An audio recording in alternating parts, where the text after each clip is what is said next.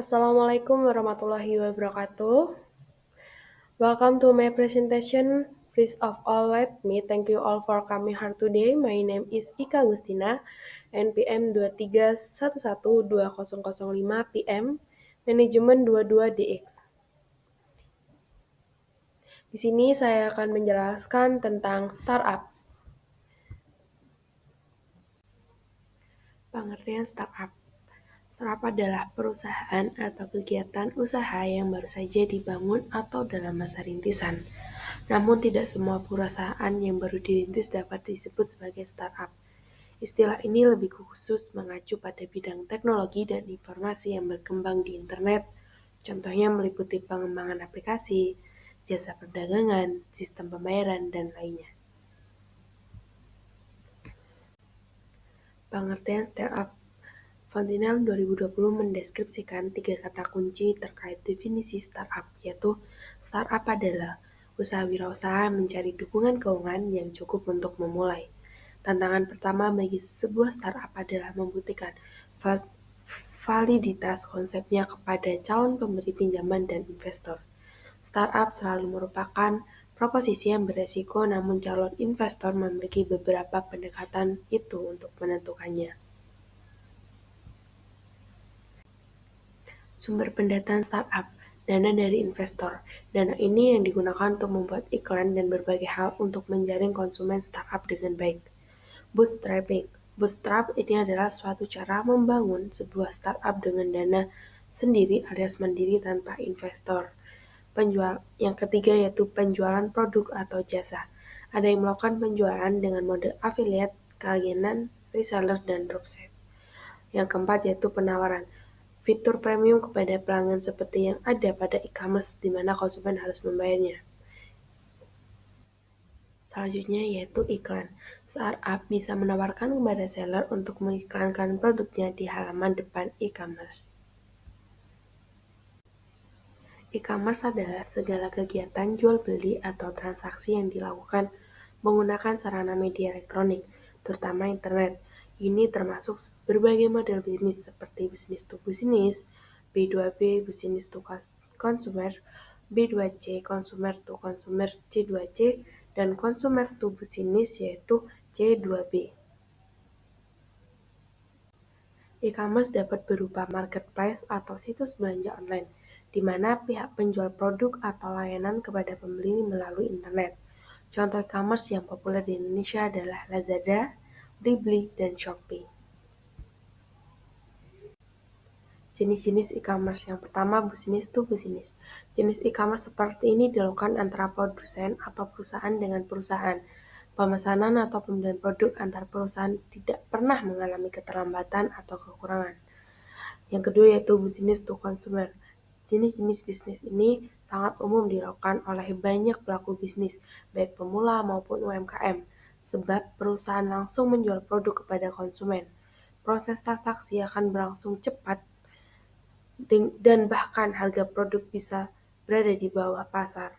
Contohnya Shopee, Lazada, Tokopedia maupun Blibli.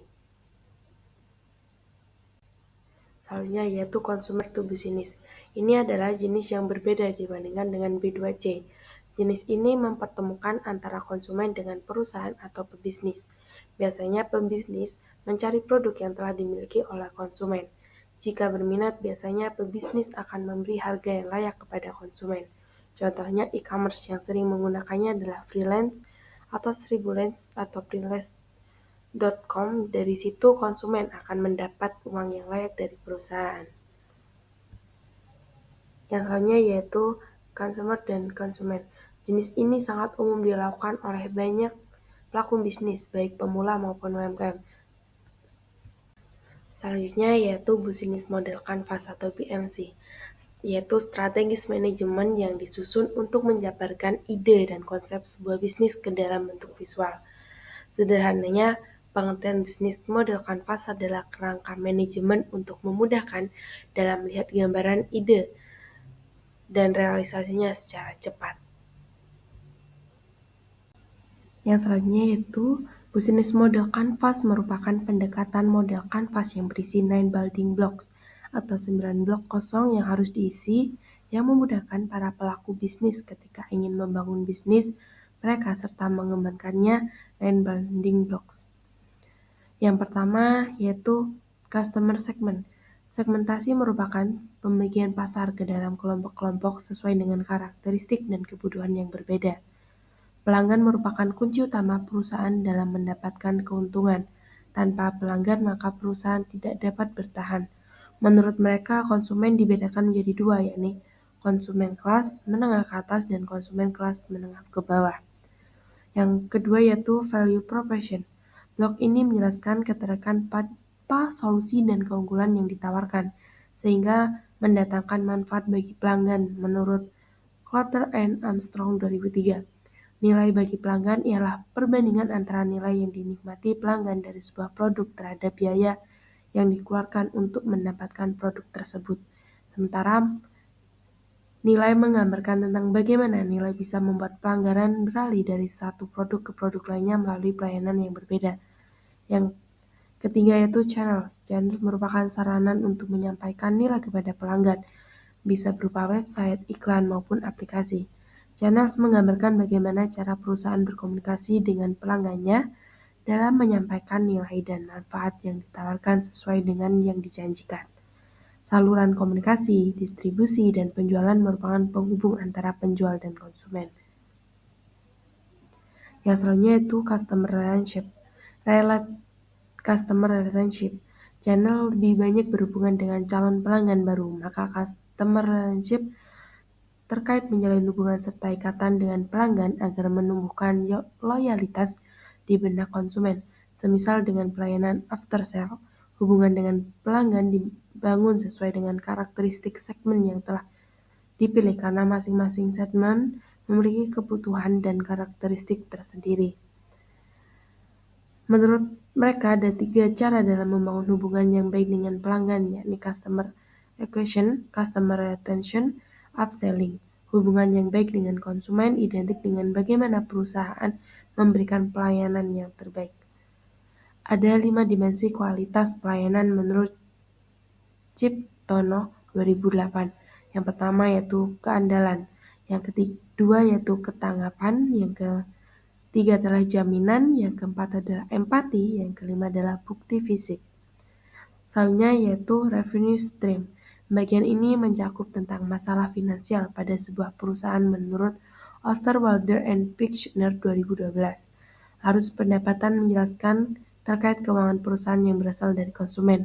Ada 2 tipe terkait revenue stream, yakni transaction revenues yang merupakan transaksi sekali bayar yang diperoleh dari konsumen dan recurring revenues yang diperoleh dari transaksi konsumen yang berkelanjutan untuk memberikan nilai serta customer support kepada pelanggan setelah pembelian. Selanjutnya yaitu cost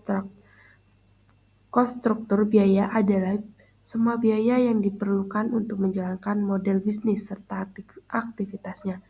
Biaya yang dapat dikatakan baik ketika aktivitas sumber daya utama serta kemitraan sudah ditentukan sebelumnya, sehingga biaya atau pengeluaran stabil dan dapat dihitung dengan baik. Menurut Osterwalder, struktur biaya dapat dibedakan menjadi 2, yakni cost-driven yang berfokus pada penekanan biaya yang serendah mungkin, serta value-driven yang terlalu mementingkan biaya tetapi lebih kepada penciptaan nilai. Selanjutnya yaitu key activities. Aktivitas kunci berhubungan dengan aktivitas penting yang harus dilaksanakan oleh perusahaan agar bisnisnya dapat berjalan dengan baik.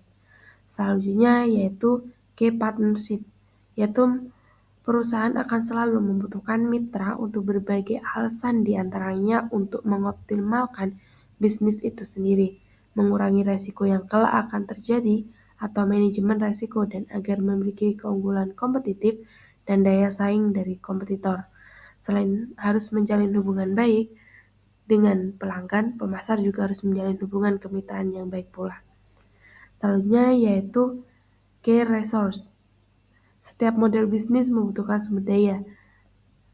Key resource menjadi aset penting bagi setiap bisnis untuk keberlanjutan bisnis itu sendiri. Sumber daya bisa dibedakan menjadi 4 bagian, yaitu pieces seperti gedung, kendaraan, mesin, dan sebagainya intelektual seperti merek dan hak paten.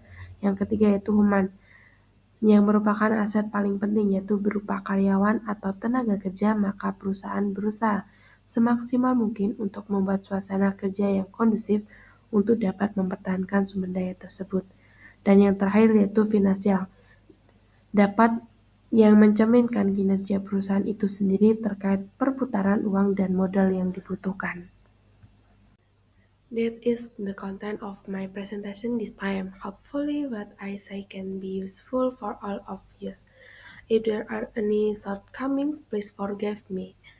Wassalamualaikum warahmatullahi wabarakatuh.